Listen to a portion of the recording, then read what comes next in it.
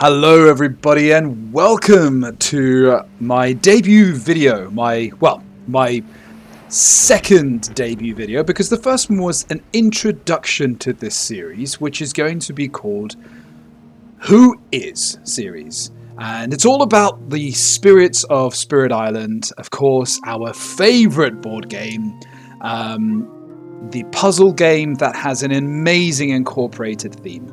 And that's what this series is all about, trying to understand the theme behind each spirit better so that you can maximize your enjoyment of the game as you play it. So please, if you haven't already, watch the introduction video, and it gives you a bit of an outline as to how each video is going to go and the premise behind them.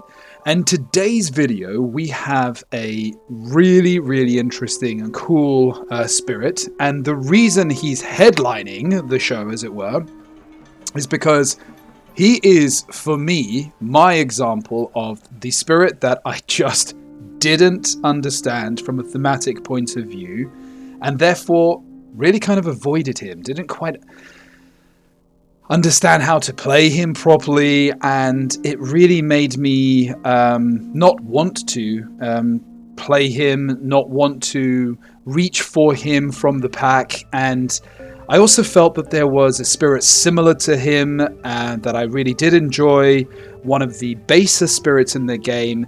And for those of you who are watching this, of course, I encourage you to put your guesses down in the comments section of which spirit you think I'm talking about, before, of course, I say it. So let's see if you get it right, but you can play along. Just, if you can want to write in the comments, that's great.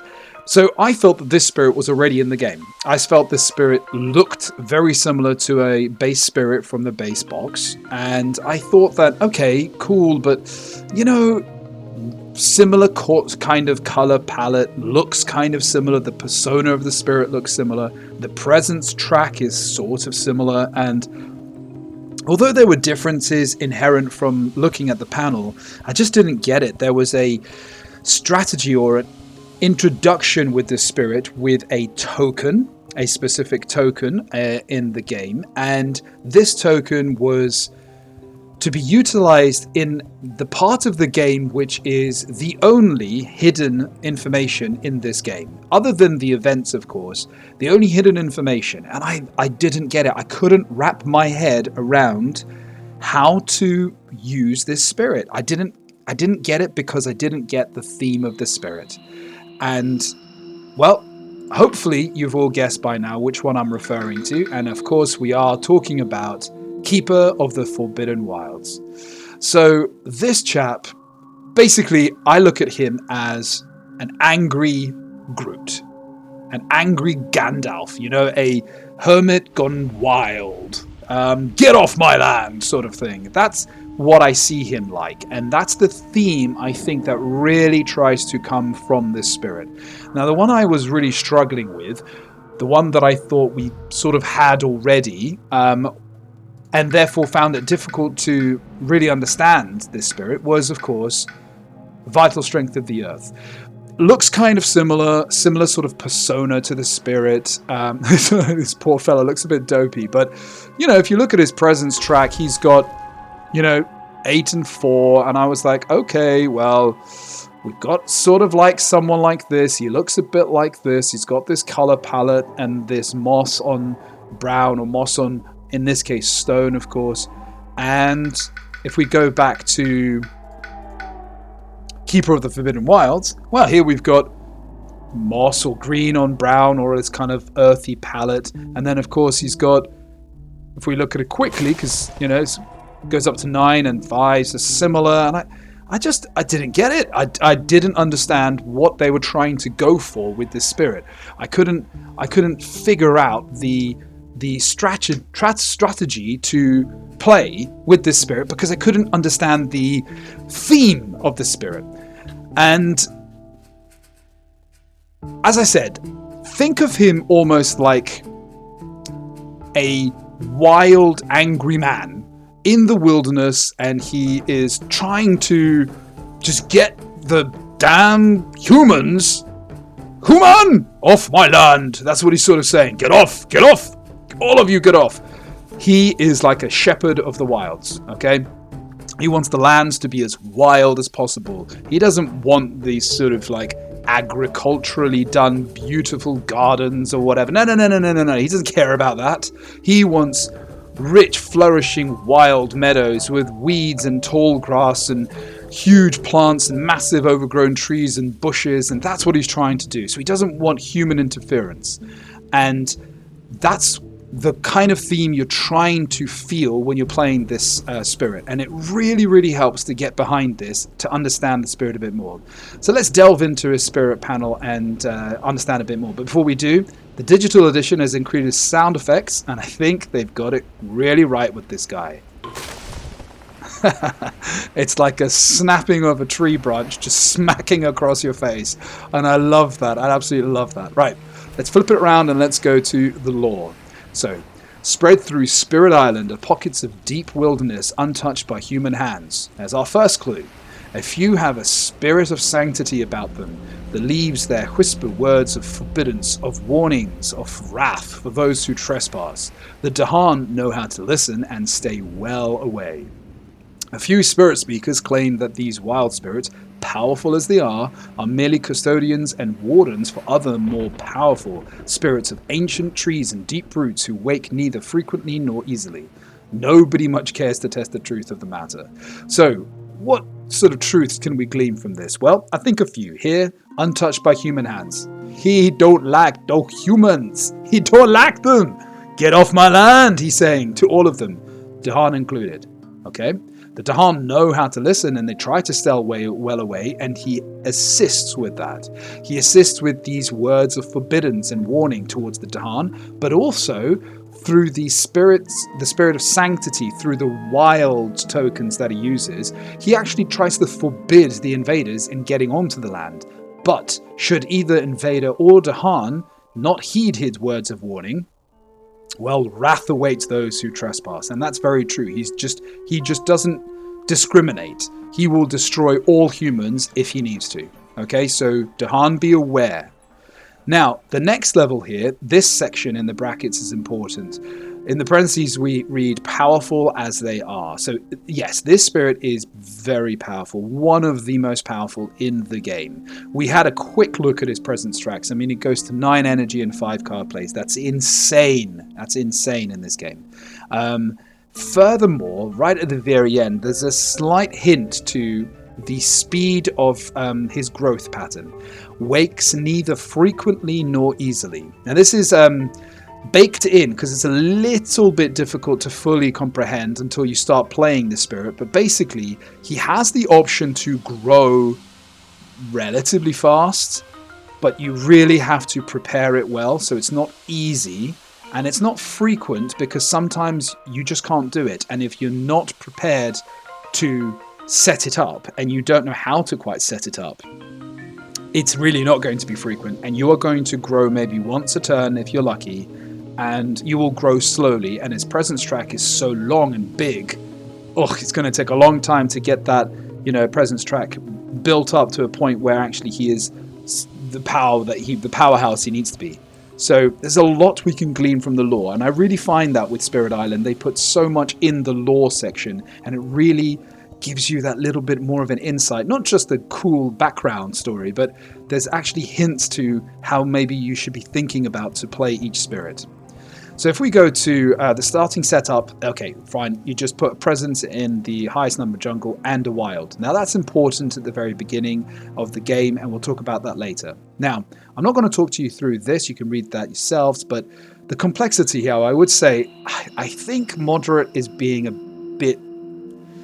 I don't know. I think it's being a bit too mean to new players, certainly. I think experienced players, you could probably say, yeah, moderate is reasonable. But I think actually when you pick this spirit up for the first time, he's hard. This is a high complexity spirit. I think that the offense is probably lower to begin with until you utilize his innate powers and his, all of his unique powers, especially like Towering Wrath and his innate. Then yes, he can get quite powerful towards the end game. The mid-game, the beginning and mid-game, I don't know, that's a bit lower actually. The control, I think, is kind of baked in with the utility with this guy, and therefore I think actually on reflection it's pretty well placed here, because I think the two can go together. You can drop down some of the control and bump the utility and vice versa, mainly because the control is not so much with the invader pieces, it's more with the Dahan and the fact that you can control when and where you allow the invader pieces to come on by using your wilds appropriately. So although you can't say not to use the wild, if you put the wild in place, you can stop them from coming on and therefore control the board that way. That's kind of what I meant to say. But that also is utility in a way. You know, you're utilizing the wild tokens to not just stop them coming on the board, but also you can use them to cause damage. But also you have cards in a unique card which can give the ability to gain power cards to your fellow spirits when you play in multiplayer, or to yourself. And you have the ability to manipulate and move the Dahan. You're not really caring too much about the Dahan, but you can use them, okay? So he's not going to give the Dahan a high five, he's not going to give them a cuddle, he's not that kind of spirit. He's not going to try to protect them, but if they happen to be in a position, or if he moves them, if he wants to, he can move them to a place and be like, okay, do something for me. He may protect them, he may not, okay? He may not care, but he can use the harm. So it's important to consider that. So from a utility aspect and control, I think these are tied in. Fear, I think, is right. I don't think he generates much fear. Later in the game, because the offense does get quite high, you can, if you've created lands where there's a lot of invaders, especially towns and cities, of course you can generate fear from destroying them, but you're not generating fear without destruction. So mostly if you play it in the fast phase and try to win in Terror level 1, which you can do with this spirit, you're generating very little to no fear. And defense, however, is the one thing I would say, this is not right. The defense, I think, is a lot lower, but the reason I think it's high here is because there's different forms of defense. The traditional form of defense is like a shield, a protecting thing, and there's a certain amount that it's protecting against. So however much damage is being done to the land, that's how much it's going to protect against it. So a number, shield, etc. But there are other ways to think about defense. Defense in a way that it never happens because you never allow it to happen. So by preventing an explore and therefore preventing a build and therefore preventing the actual ravage, you are effectively defending that land because you never allowed it to attack. It's a inside out way of doing it. The other indirect way of causing defense is if a land blights and there are no presence there, and there is no presence from any spirits, and there's no Dahan, the only damage done to the land is the blight itself. If you have a way to remove that blight, it's as though nothing happened. So it's as though you almost did defend that land because you stopped the very one thing that changed, which was the blight being added. Now, obviously, that's not going to help if you're, going from, you have one blight left on the Healthy Island card, and then you add the blight. Well, even if you remove the blight later, your island immediately becomes unhealthy, or blighted. And so you have to monitor your blight very carefully, but it is a form of defense, and he does have a way of reducing and removing blight from the island, but it's restricted.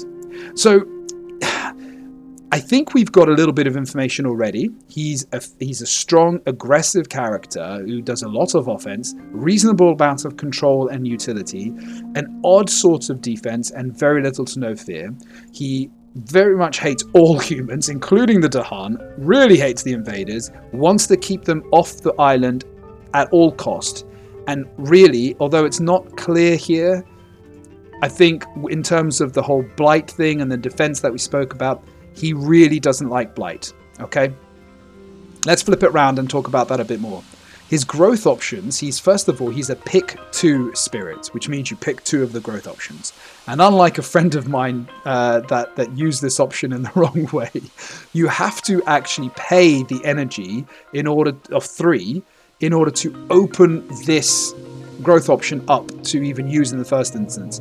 So there's a lot of pre-planning with this guy. You've got to bank energy such that your following turn, when you start doing your growth, you have enough to utilize this growth option if you want to. It is not like my friend played, when you play a power card and you gain a power card, when you play it, it's 3 less than it actually is printed. It was a very busted game, although that is interesting for future, perhaps, spirits in the game. Designers take note. Could be quite busted. Okay, so first and foremost, the first option is Reclaim with a gain of 1 energy. Pretty standard, not much to say there. Gaining Power card, again, pretty standard, quite underpowered. Here is your growing, your presence of the tracks. So you're adding presence to a place where there is a wild or where you have presence. You can add it up to 3 away, but it's restricted to basically building sacred sites or wherever you've got wild tokens. Now, this is the key thing. How do you add wild tokens from this spirit? There are 2 unique cards in your... There's 1 unique card in your starting hand that can do it, and there's an innate power. They have restrictions, and their restrictions on both of those is they can't target blighted lands. Now, that's really important because this next step, you can add presence to any land 3 away, but it can't be blighted. So if we take a moment here, what this really means is you cannot add presence to a blighted land. You cannot add presence to a blighted land. Let me explain that. If you do not have presence in that blighted land, you can't add presence via this growth option because you don't have presence in there and you don't have a wild in there. You cannot with, as I just said, the 2 ways that you can add wilds from your abilities, from the starting abilities, there's a restriction in that they cannot be targeting lands that are blighted. So in a blighted land, you can't add a wild to use on this growth option, to use this growth option on. And this growth option can't be targeting the blighted land. So there is no way to add presence into a blighted land. Now, why is that important? Well, because if you do need to defend that land, if you need to do anything into that land, sometimes there are cards which only allow you to do that when you're targeting them in the land you're in. And the other thing is, one of his other innates is in the lands he is in, and that's when he can do damage. So in both those cases, you need the presence in the land, but to get that presence into the land, it's hard.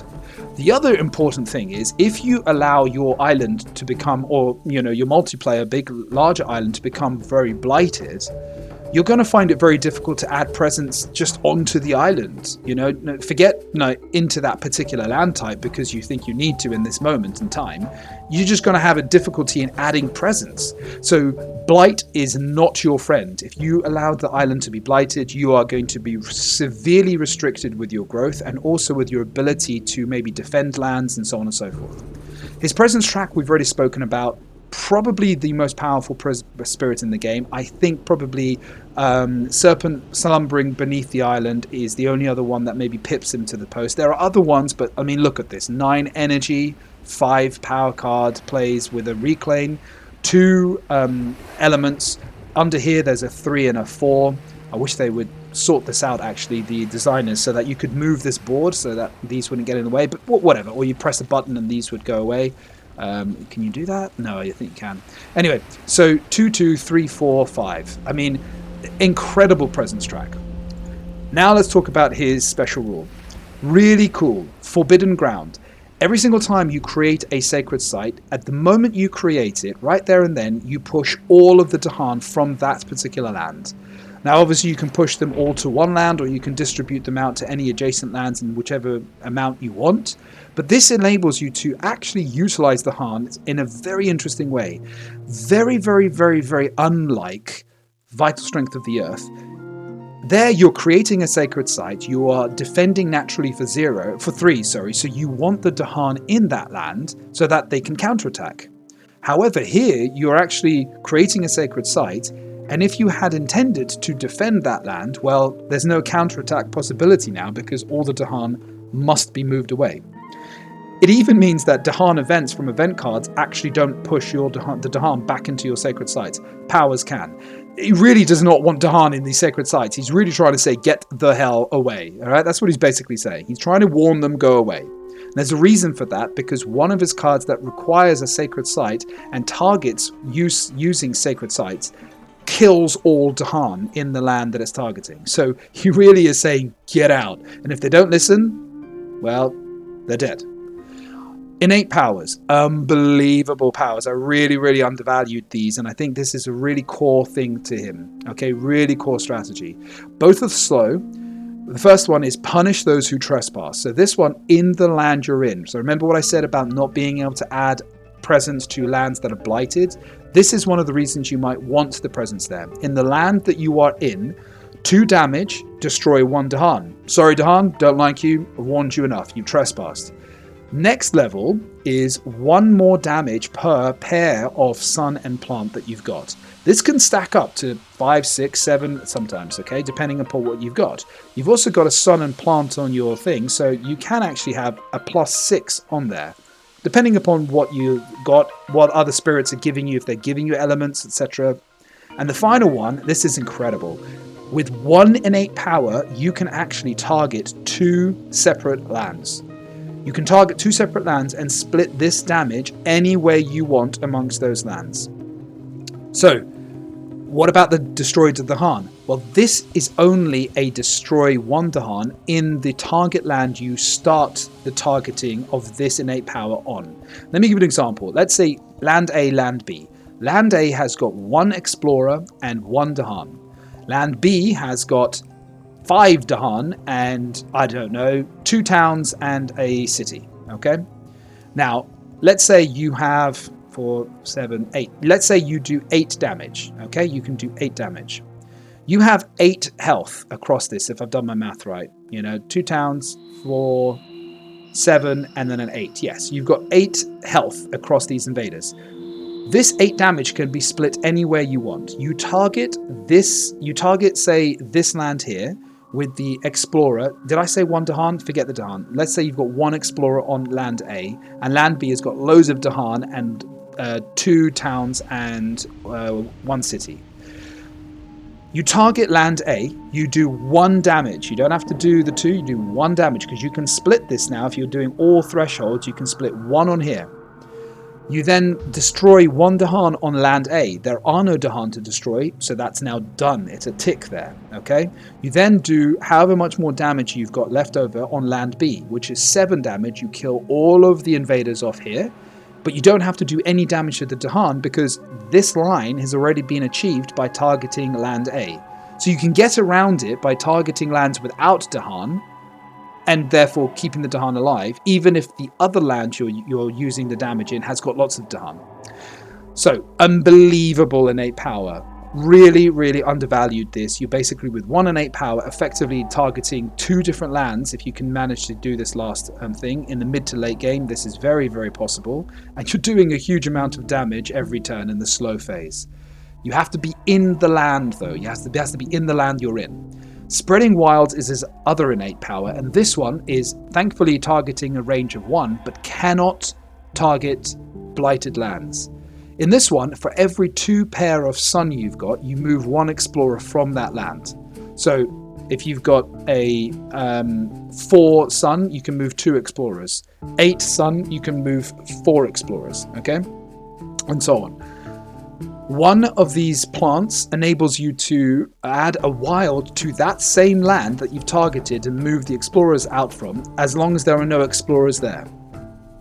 So this actually can target a land that has towns and cities and 1 explorer. If you move that explorer out, you can actually put a wild down because it only mentions explorers. But this is really important as well, because this is the part of the game where you really have to play in the sort of unknown cards area, the hidden knowledge. The main hidden knowledge in this game is the explore phase of the invaders. And this is both a huge strength of Keeper of the Forbidden Isles and his weakness. You've got to play to that explore phase a lot. So that may be difficult to understand at first when you think about it, but remember, you have a set amount of invader stage cards in order. You've got a number of set stage 1, stage 2, stage 3. Obviously, as you add in different adversaries, those stages change and they can get mixed and matched and so on. But if we keep it to no adversary, which is how we're going to do the demonstration game after this particular discussion, you'll have 3 stage 1, 4 stage 4, stage 2, and 5 stage 3. In the stage 1, you know one of them is not there, so one of the lands will not be used. You don't know which one that is, but you can make educated guesses as to, okay, this land's already come up, so it can't be this one, so maybe I can get in position such that I can target the other ones remaining if they come up. And if you're in position, you can target that land as long as it doesn't have blight, remove that explorer that is explored onto that land in the slow phase, and therefore stop any future builds on that land and stop any future ravages. So you are technically defending that land and solving that land now.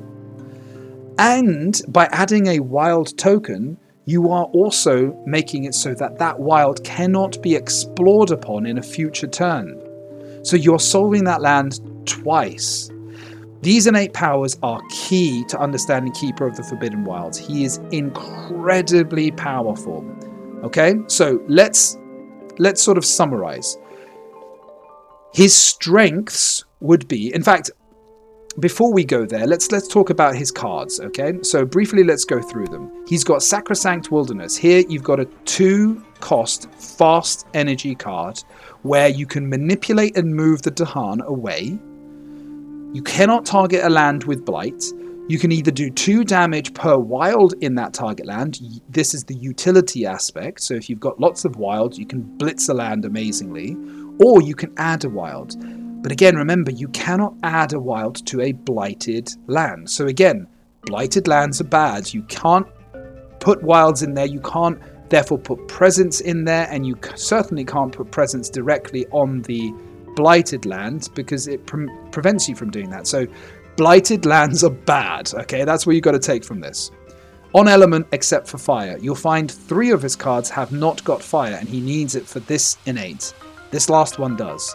Boon of Growing Power basically gives you a power card. If you target another spirit, gives them an energy as well. My favorite card. Amazing, amazing card for this guy. You're going to need this card a lot. We'll talk about that in a bit. Regrow from Roots is his defense-based card, quote-unquote. Can only target jungles and wetlands. I mean, he's a big tree, so it kind of makes sense. He's in the jungles or he's where water is. Sands and mountains that are blighted, you are screwed, okay?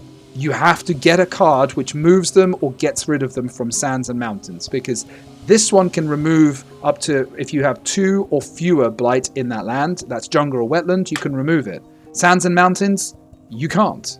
Okay. Now, these are kind of on element. This hasn't got the sun, but it does have the plant. This one has got all the elements. Towering Wrath. Really powerful card. 3 cost. The previous one was a 1 cost and a 1 cost and a 2 cost. 3 cost. So your only fire card with your starting hand is 3 energy. Even though he can generate a lot of energy, this is a lot. Okay. So this is one point that you have to consider. All right. The fire card you have costs 3.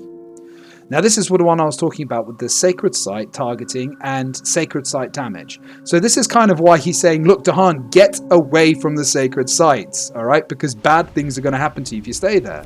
And the bad things are pretty awesome, okay, in many ways for the invaders, but it kills all the Dahan. So you target a land, you do 2 damage per Sacred Site in that land, and any adjacent land around that land. So this actually kind of should read and, not or. It's not a choice, it's both. Okay? But unfortunately you destroy all the Dahan in that target land. So if you don't play it properly, bye-bye Dahan. This is his only card that flat out generates fear. Okay? The rest of them generate fear through destruction. So let's think of the summary. What do we think about? So we already know he is an angry Groot. He's an angry Gandalf. He's annoyed with the invaders. He's annoyed with the Dahan. He doesn't want the humans there. Get off my land, he's saying. I want it for me. I want it for the wilderness. I want it for the fauna and the wild. And just get off. Just get off, okay? The flora rules, okay? That's what he's thinking. From the spirit panel, he's incredibly powerful. So his strengths would be he can kind of block invaders throughout the game. He really can just stop the invaders from coming on the lands with this ability, with his wild tokens, with some of his damage in the slow phase as well if they're there. He can sort of just block the entrance of the invaders if he can position well. He can do a huge amount of damage in the mid to late game with his innate power, with Sacrosanct Wilderness if you set it up in such a way, with Towering Wrath. These are just from his innate powers, okay? Let alone the powers he might draw. He can solve multiple lands in one turn. He can destroy and do damage and destroy invaders on multiple lands. He can prevent growth and exploration in one land for this turn coming and subsequent turns as well. And with careful planning, he can grow pretty fast because he could technically pick these two options and be adding 2 of his presence from his presence track each turn, which is how we're going to try to play him. You can't always do that, but you try to, as long as you can plan for it, but you really need to prepare for it.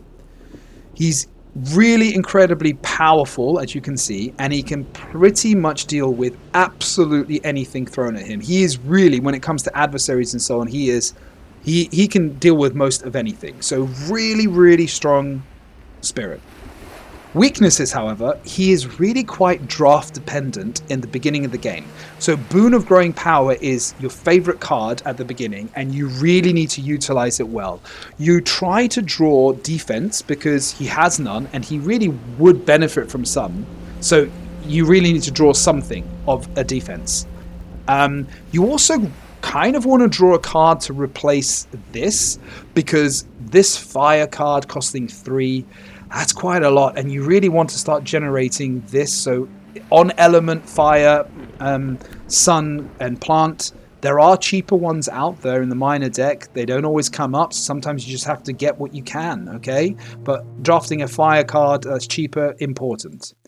You also find that he hates Blight. Absolutely hates Blight, but he's only got one card which can remove from jungles and wetlands, so he can't even remove it from the sands and mountains. If you start with a Blight in sands and mountains, you really need to think hard about what you're going to do, especially if invaders go there, how you're going to do it. If you don't draft a defense and you don't draft a way to get rid of that Blight before bad things happen, before ravages happen, you could be dealing with a blighted island before you know it, and you will not be able to add your presence on the board.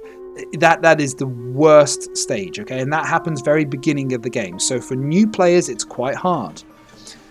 He is quite slow growing if you don't prepare. So if you don't plan ahead, he only really can use this option. You'll never really find you'll have that 3 energy left over. So you'll only be using this, and you'll struggle to keep up with the demands of the board and the game state, and you won't be able to do what you want to do. He requires a lot of forward and future planning. He works in the slow phase, and he works mainly towards the explore phase, okay? So his play is focused on the explore phase of the invader deck.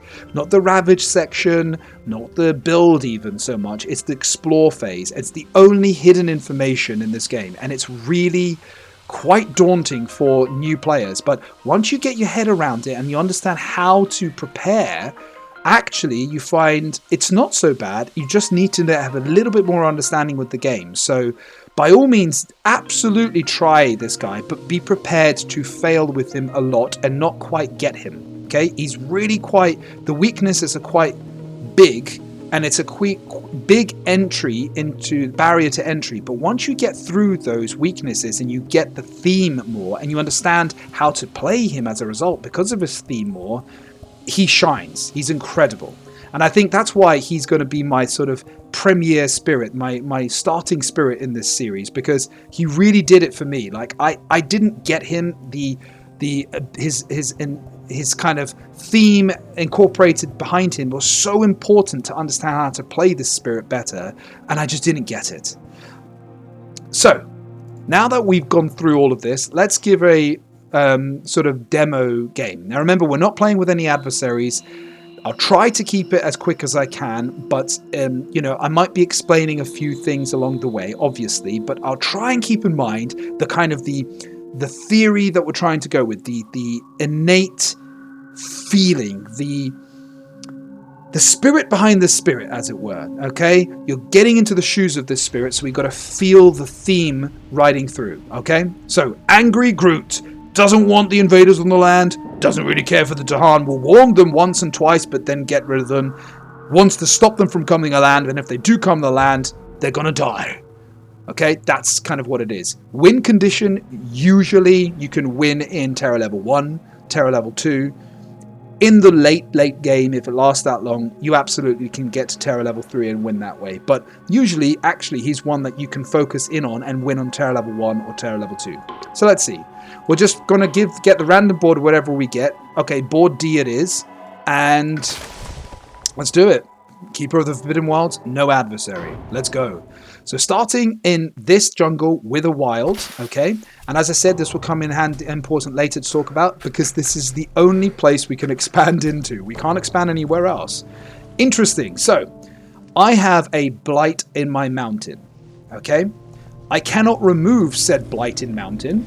They have just explored into the mountains. So I cannot now go into that mountain easily and expand into that mountain. If I do not pick up either a remove blight card in the next few turns, in this turn or next turn, or defensive cards, this land will blight, it will cascade, I will be like one blight away from a blighted island. I will be in serious doo-doo, okay? So we want to draft. Remember what I said about one of his weaknesses? He's very draft dependent, but if you can draft the right cards, sometimes you have to fudge it. You have to get the one that's right for the moment, even if it doesn't have the perfect elements or whatever. So sometimes you have to, and this is a case where if I don't find the right card, I might need to find the right card for this situation, okay? This is a real problem right now, and you need to see it. You need to see it, and you need to understand, I hate blight.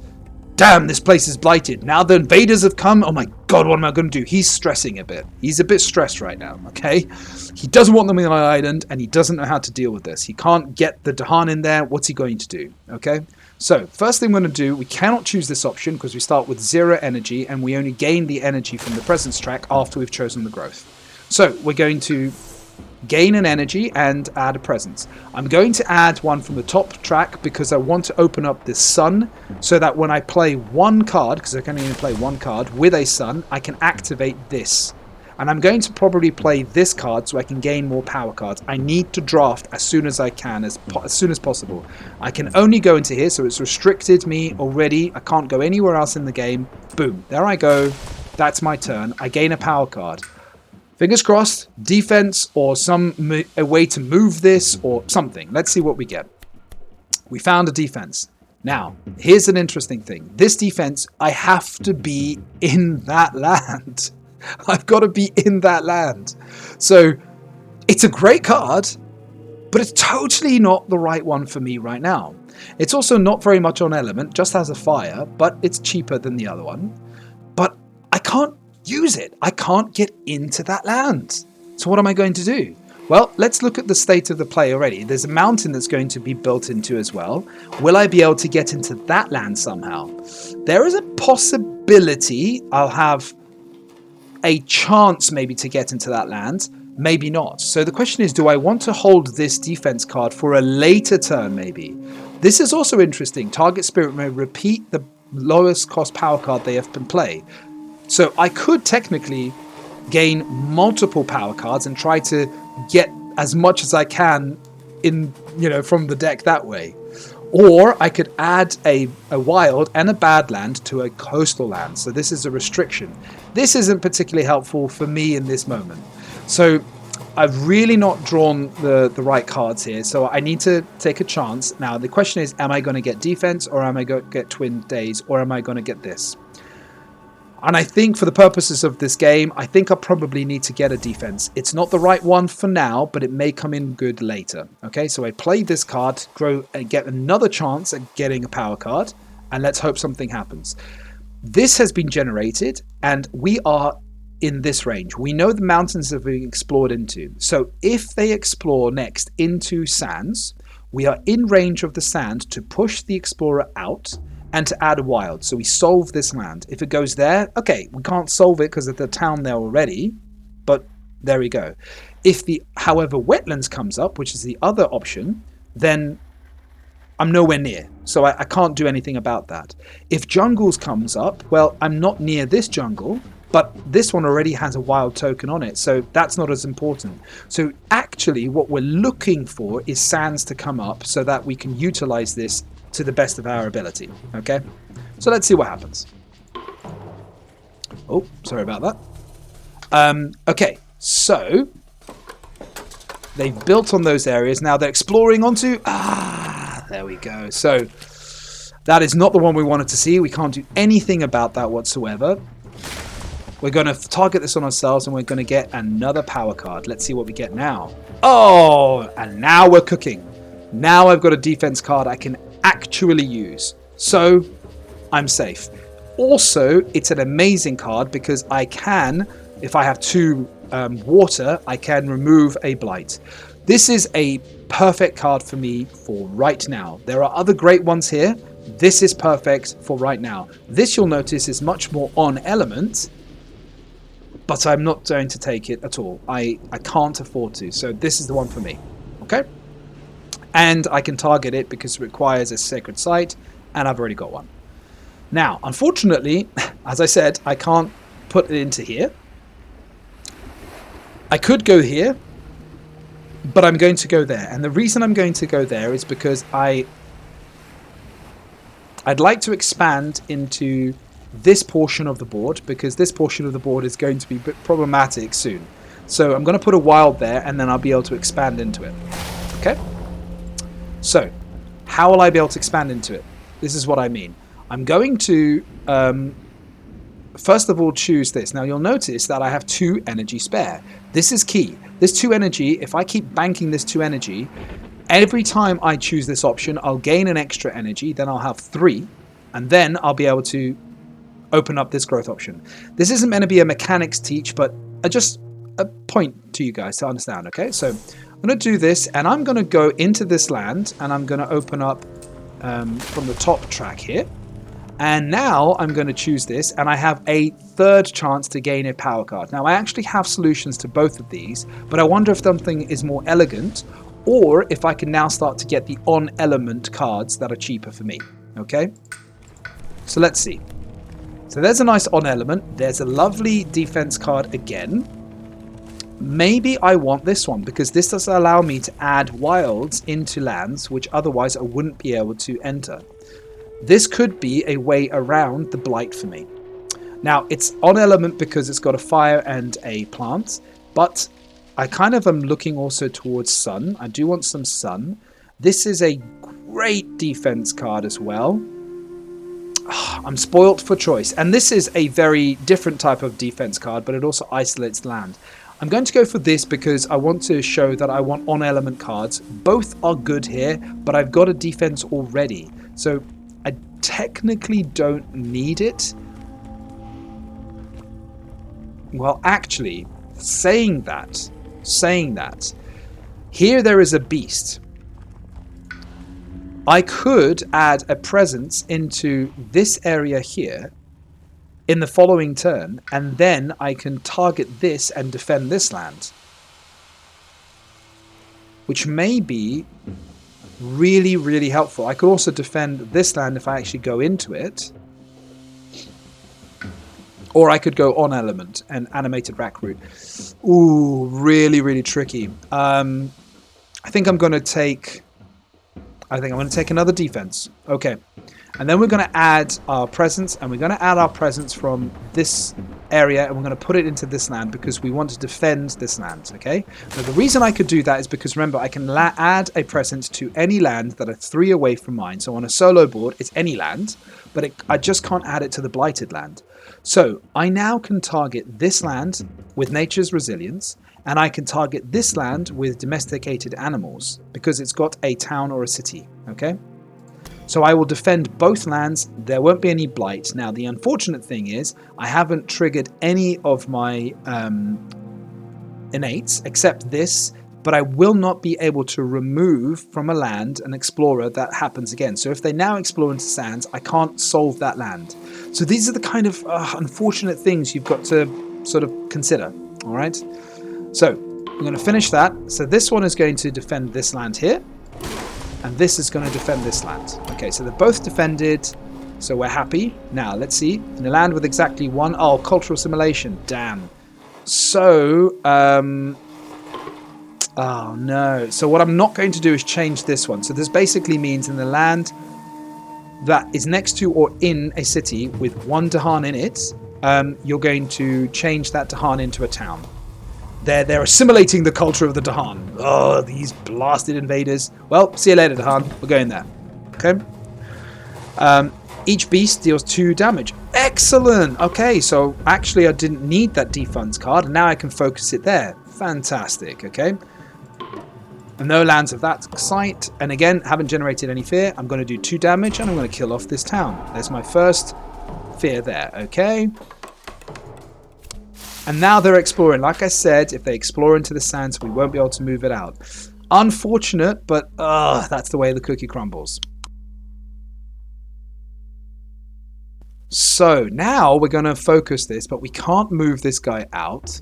So we want to focus a land where there isn't any explorer, so we can add a wild back into that land. So that could be this land here. That could be this land here. Now, the reason I'm going to choose this land... There is a reason and a purpose for this. I'm going to choose this land because I'm planning, as if I have the energy, to play Sacrosanct Wilderness this turn to kill off this town. But they're going to build. They're going to build. So maybe that doesn't matter so much. Ooh, choices. Okay, let's spread myself out a bit into lands that I want to go into. Let's go into there. Oh, I can only do it one range away. Okay, well, so then the only place I can do it is either here or here. So that's it. Done. Okay. So now, again, we're going to use this option, gain energy, and then we're going to have 3 energy. Okay. So now we're going to go down the bottom because I want to open up my 3rd card place. So where am I going to put it? Let's think about this. I can only put it into where the wilds are. Now, these guys are going to build... This is going to ravage.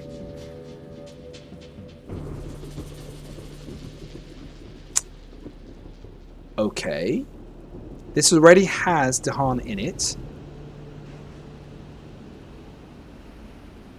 So that I can double up here and move the Dahan easier, I'm going to move them into this space here. They don't need to go there.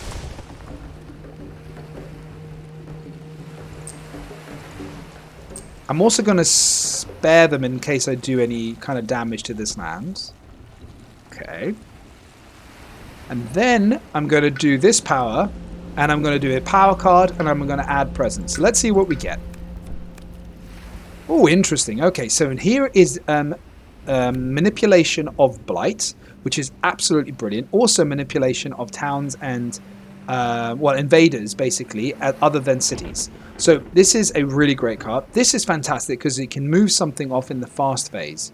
So I could technically target here and gather this into a different area and therefore stop this from being a problem this turn. I really like this card. It's kind of on element. I just don't have the fire. This is what I'm choosing. Okay.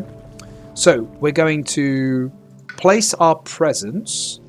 And now we're going to think about this. So we need to defend this land, so we're going to place presence in there. So we're going to play this card to defend this land. We're going to play this card to pull this away into here. And we've generated this side, so we could play a fire card, and that would do damage. But the only fire card I've got remaining in my hand is very, very expensive. So I'm not going to do that. Now, if I played Regrow from Roots, I couldn't target it anywhere useful or helpful. And Sacrosanct Wilderness, well, it could be helpful, but it would target here for damage. Or I could put a wild token down, I suppose, and move Dahan to a different land.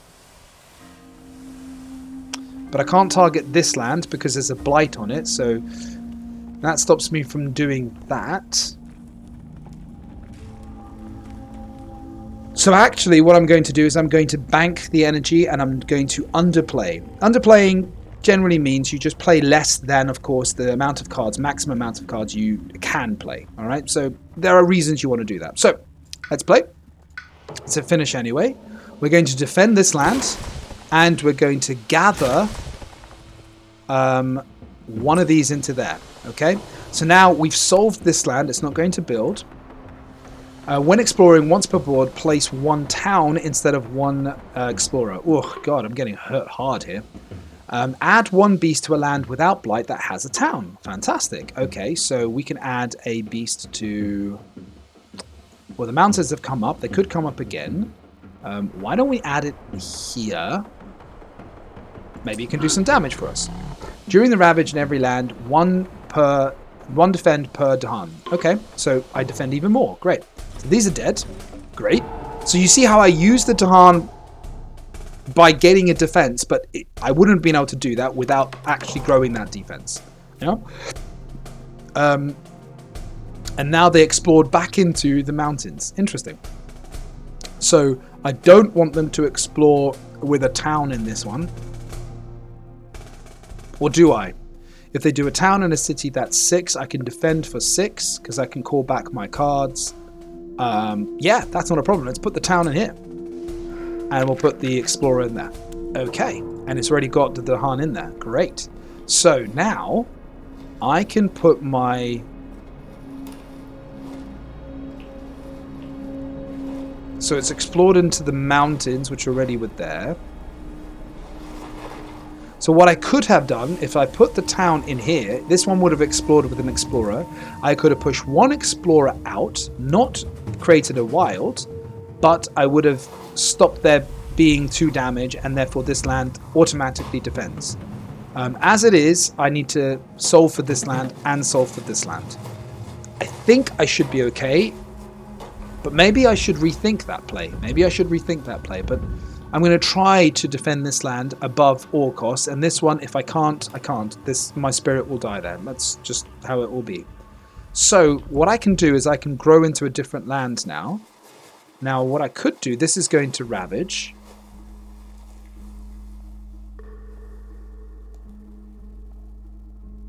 So what I could do is move this out, add a wild, and then if I needed to, use Sacrosanct Wilderness on this land to kill this town off before any damage is done.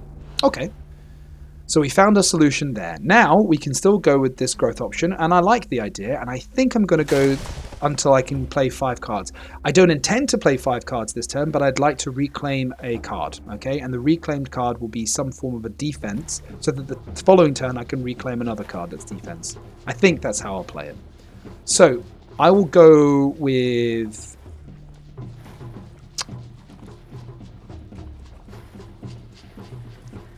Okay, I will go with this option, I believe, first. Yep. Now I'll push these Dahan into here, setting this up for a counterplay. And I'm going to put another presence, and that presence will go... hold on. Let's go back. All right, this is a reason why...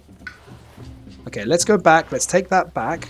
Let's start with this one. Because if I pick up another defense card now, which, like, say, is Quicken, I'd want to have a Sacred Site in this land so I can have it in hand so I can use it and prepare for it. But I'd want to have the Dahan in there.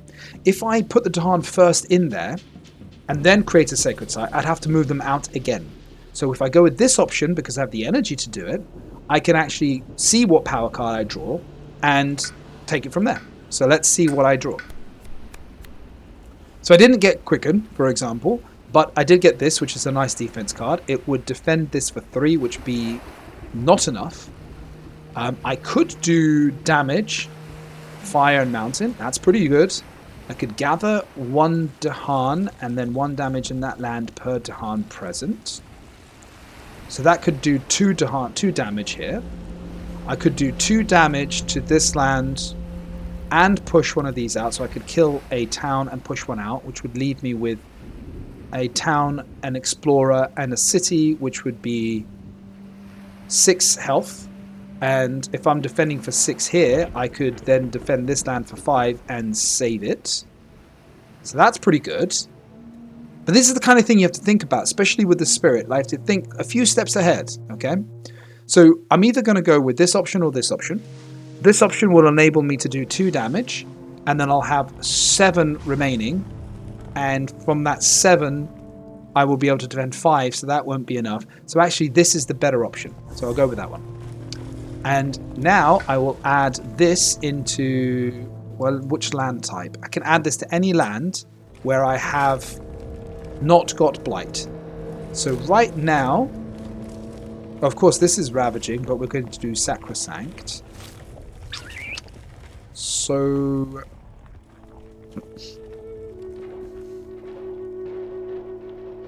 let's go into this jungle, just in case I need to prepare for it in the future. Now we're going to add this one into here. We're going to push these into there. Okay. And we're going to reclaim. So, as I said, I need to reclaim, and I'd rather reclaim... Well, let's think about this. If I end up playing... How many cards am I going to play? Sacrosanct, Rouse, and that's probably it. If I play just those 2, I'll reclaim one and reclaim another. Okay, so let's reclaim the Nature's Resilience. And then we're going to play Sacrosanct, and we're going to play Rouse. Okay, so we've generated the top 2 and the top 1 of these innates left and right. So we're going to be doing damage in our land, wherever our land is, 2 damage. So it can do something there. Great. So that's why I put it there, because in case I needed to do something. Or I could do the damage there. But remember, I have to kill a Dahan. Here there aren't any, so that could be really good. And I get to generate this ability. I'm also going to kill this off before there's any damage done, so that's going to solve for this land. And this is not ravaging anything because we solved for it already. So the only problems are going to be here and here. This is going to build a city. This is going to build a city, but we'll be able to defend both. Okay? So, here we go. And I'm again underplaying. Okay? So here we're going to damage here. Do 2 damage, and that's going to kill that off. We're going to generate our first fear card, okay? So, oh, farmers, this is awful. Oh god, farmers is such a terribly awful card. So, add 1 town to a land with Dahan. The next normal ravage becomes a build.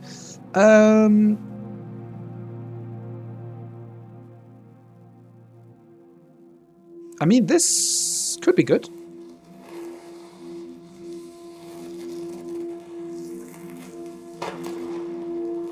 The new diseases is terrible because I'm going to be, or I can do 2 damage to a Dahan in a land with towns and Dahan. On each board, add 1 blight to a land with at least 2, so that would be that one. No, I have to do the teach the invaders. So I'm going to add a town to a land with a Dahan. Then this one is going to kill. This is going to kill one of my Dahan, and it'll probably kill it here. So then I'll be able to kill off... Yeah, it has to be here. So I'll add it here. And then I'm going to add it there. Okay. Each player adds 1 strife in a different land with at least 2 invaders. Great. Okay.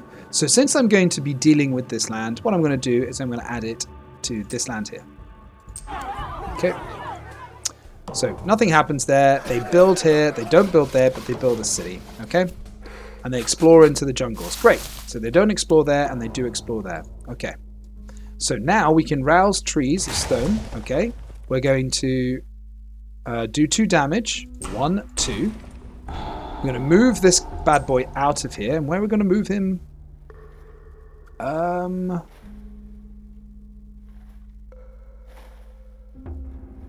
I'll tell you what, let's move him to here, just in case coastal turns up, okay? And then we're going to, so we're going to be doing 1, 2, this is 6 damage. So here we can do damage.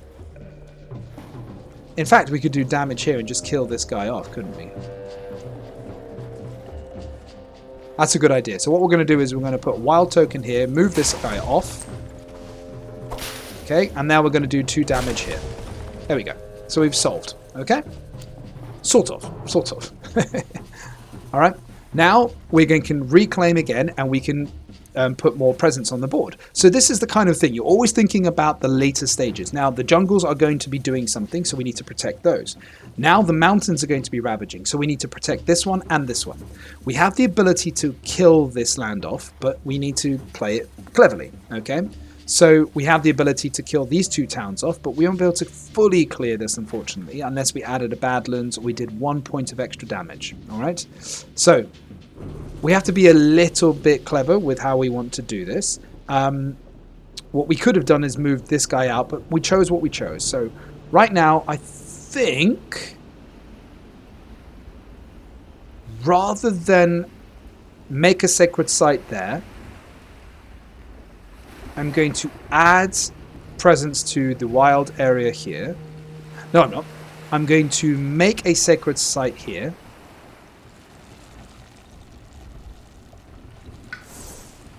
I'm going to add presence here.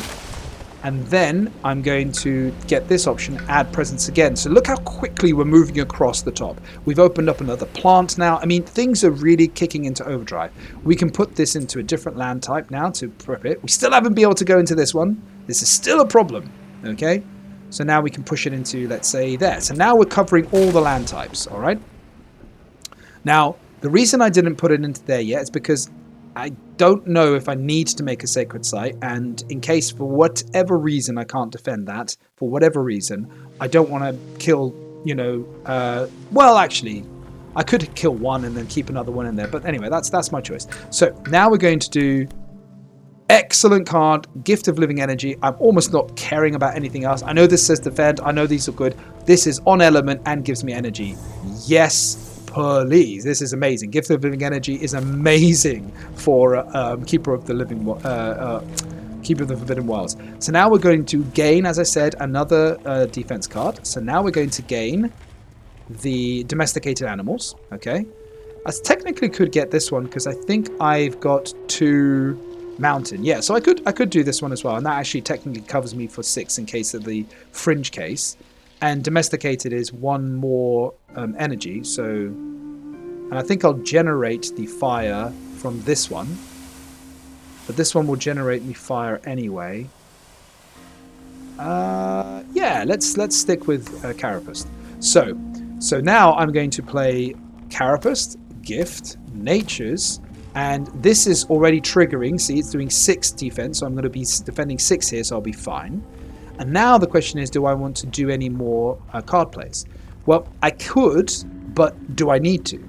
Currently, I am generating enough, and I need 1 more fire. If I played Towering Wrath, I could utilize it, and I could utilize it here or here. But if I was going to do that, then I want to set up Sacred Sites to do the damage there.